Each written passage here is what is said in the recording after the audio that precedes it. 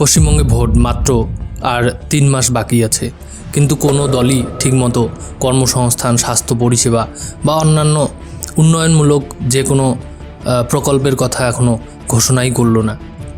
কেউ বলছে যে বিজেপি না আসলে হিন্দুরা বিপদে, কেউ বলছে টিএমসি না আসলে মুসলিমরা বিপদে, কিন্তু বাস্তবে যে প্রকল্পগুলোর দরকার সমাজের উন্নয়নের জন্য সেগুলোর কথা কেউ বলছে না। যে কোনো জায়গায় বিরোধী দল একটা গুরুত্বপূর্ণ ব্যাপার, তাদের অন্তত উচিত উন্নয়নমূলক প্রকল্পগুলো ঘোষণা করা। কিন্তু পশ্চিমবঙ্গের বিরোধী দলের যে পরিস্থিতি, তারা নিজেরা তো কোনো প্রকল্পই ঘোষণা করে না, বরং তারা সরকারের পিছনে পিছনে চলে। সরকার যদি লক্ষ্মীর ভাণ্ডার 500 টাকা দেয়, তারা 510 টাকা দিবে, মানে 10 টাকা বেশি দিবে। এই হচ্ছে পশ্চিমবঙ্গের বিরোধী দলের অবস্থা। বিহারে নির্বাচন হলো, নির্বাচন মানেই কেউ হারবে কেউ জিতবে, কিন্তু সেখানে উন্নয়ন নিয়ে কথা হচ্ছিল। সেখানকার বিরোধী দল যথেষ্ট উন্নয়নের কথা বলেছিল, চাকরি, কর্মসংস্থান, স্বাস্থ্য পরিষেবা এইসব নিয়ে কথা হয়েছিল। এই ধরনের নির্বাচন হওয়া উচিত।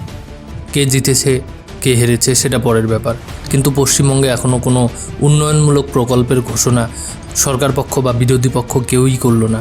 এইভাবে নির্বাচন সম্ভব? কেউ আবার বলছে তারা জিতলে থানার সামনে বুলডোজার দাঁড় করিয়ে দেবে। এই হচ্ছে পশ্চিমবঙ্গের নির্বাচনের পরিস্থিতি। ভিডিওটি ভালো লেগে থাকলে লাইক করুন, শেয়ার করুন এবং কমেন্ট করে আপনাদের মতামত জানান।